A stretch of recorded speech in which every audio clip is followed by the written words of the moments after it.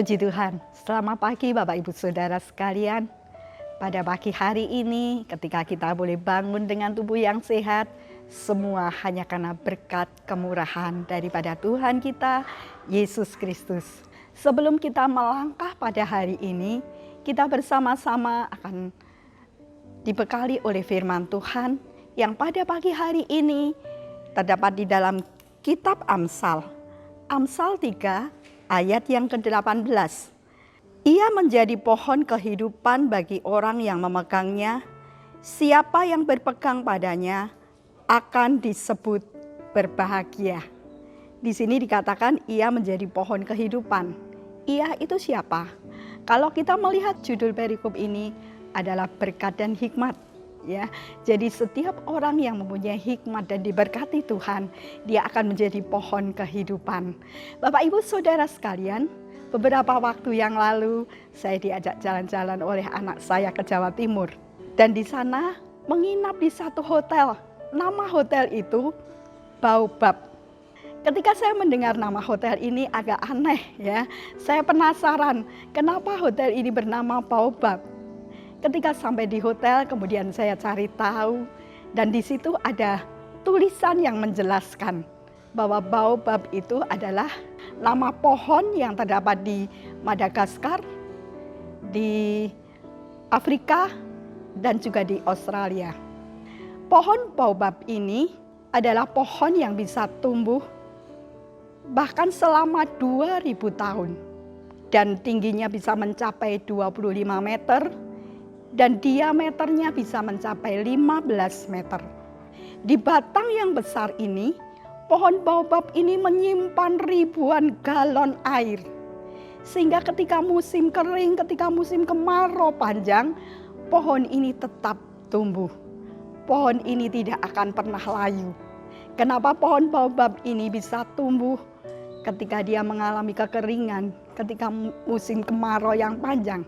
Karena pohon baobab ini punya akar yang dalam sehingga dia tahan di dalam segala musim. Menurut keterangan ya, daun dari pohon baobab ini itu bisa dimakan, bisa dimasak ya.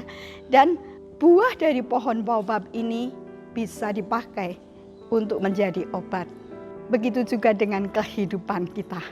Kalau kita mau disebut sebagai pohon kehidupan, yang pertama kita harus berakar dalam. Ketika pohon baobab ini berakar dalam, dia mencapai sumber air. Dia mencapai mata air yang mengalir di bawah tanah. Sehingga air itu bisa mengalir sampai ke batangnya. Dan inilah yang menjadikan pohon baobab ini menjadi kuat di dalam segala musim.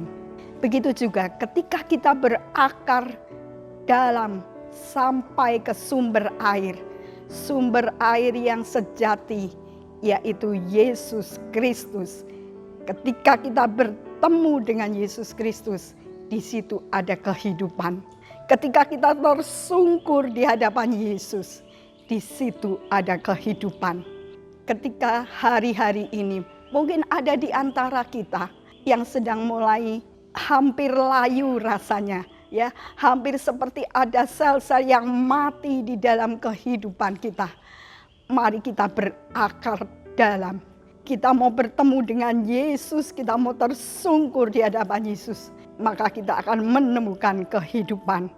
Dan kehidupan itu kemudian akan mengalir di dalam kehidupan kita.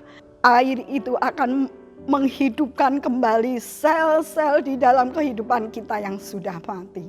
Sehingga kita boleh bertahan di dalam setiap goncangan hidup kita.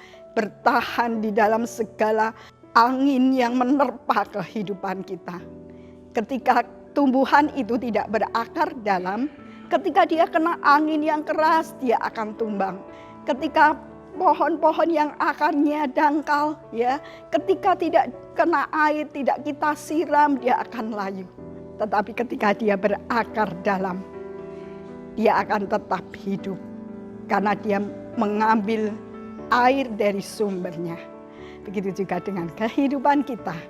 Ketika kita mau berakar yang dalam, di situ kita akan bertemu dengan kehidupan yaitu Yesus Kristus sendiri. Kemudian yang kedua, kita akan berbuah. Ya, di dalam segala musim kita tetap akan berbuah. Di saat kita tidak nyaman, rasanya tidak kuat untuk menghadapi masalah, tapi kita tetap berbuah. Kita tetap mengasihi walaupun kita disakiti. Kita tetap ada sukacita walaupun rasanya tidak ada alasan untuk bersukacita. Kita tetap mengeluarkan kemurahan, kebaikan, ada penguasaan diri di dalam hidup kita. Itulah buah-buah kita. Di dalam segala musim kita akan tetap mengeluarkan buah-buah itu. Kemudian yang ketiga, kita akan menjadi berkat. Seperti pohon baobab ini, daunnya bisa dimakan, buahnya bisa dipakai untuk mengobati. Begitu juga dengan kehidupan kita. Di dalam firman Tuhan yang kita baca pada pagi hari ini, di dalam ayat yang bagian B, siapa yang berpegang padanya akan disebut berbahagia. Bahkan orang yang berpegang pada kita pun, mereka akan merasakan berkat itu. Mereka akan berbahagia dan mereka akan merasa diberkati ketika mereka dekat dengan kita.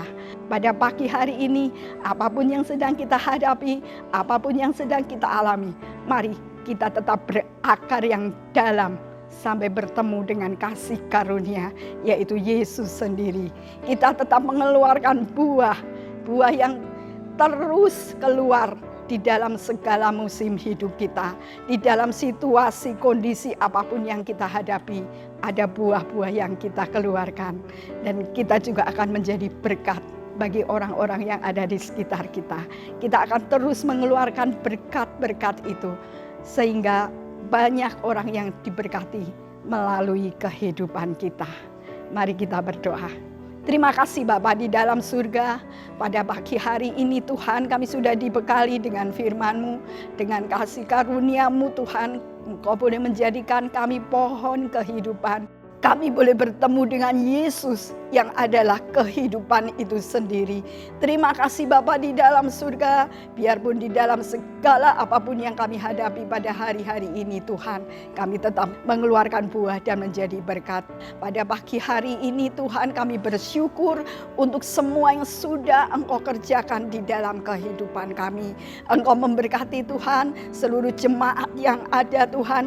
Apapun yang sedang mereka hadapi, apapun yang sedang mereka alami Tuhan, Engkau memberkati, Engkau menolong mereka, Engkau hadir Tuhan di dalam setiap masalah yang mereka hadapi. Yang sakit Engkau sembuhkan, yang lemah Engkau kuatkan Tuhan. Yang kehilangan pengharapan Engkau memberikan pengharapan yang baru.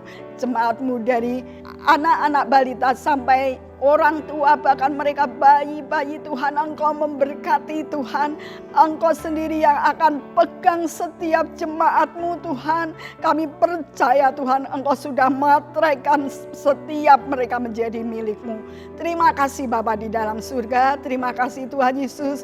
Pada hari ini Tuhan, kami mau melangkah bersama dengan Engkau di dalam Engkau dan bagi kemuliaan nama-Mu. Terima kasih Bapa, kami bersyukur, kami berdoa di dalam nama Tuhan Yesus Kristus. Haleluya, amin.